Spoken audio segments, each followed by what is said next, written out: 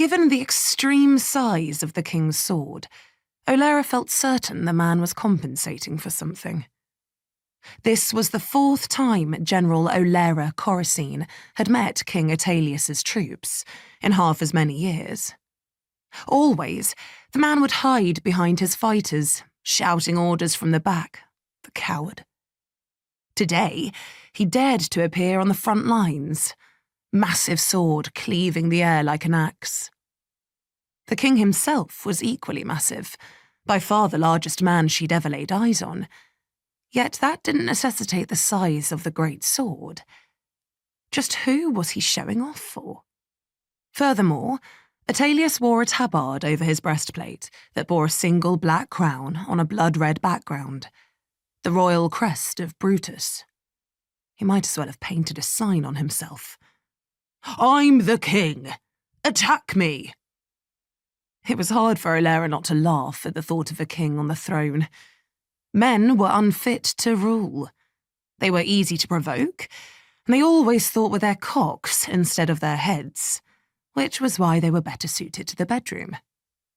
Olerra was distracted from her assessment by 3 new brutes, who all charged her at once.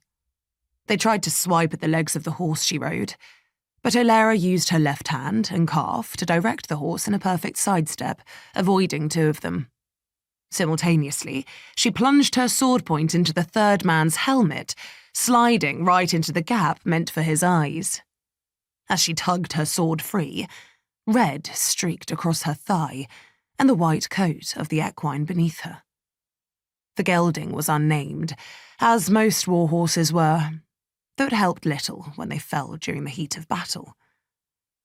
Olerra was determined to ensure they both made it. No sooner had the first soldier fallen than Olerra spun her horse around. In an incredibly fast arc that Anadra would have been proud of, Olerra brought her sword down precisely in the middle of the 2nd brute's helmet, cleaving both it and his skull in 2. Her momentum stopped somewhere in the vicinity of the dead man's nose, and Olerra had to place her foot on his chest to wrench her sword free. The 3rd man fled. Olerra returned her attention to the king, hoping he was finally in position, just in time to see him fell one of her soldiers. Countless battles into her career, and Olerra still felt a sharp sting whenever she lost a brave fighter. She was too far to help. She had to maintain this position atop the small hill where she could see both the front lines and the rear of the brutish forces. Come on, just a few more yards. She needed the king and his troops to clear the forest. Atalius was quick to engage another Amarran. He ducked under her strike and cut her legs out from under her, leaving her crawling in the dirt. When he faced his next opponent, he broke through her guard in 2 moves before driving his sword through her heart.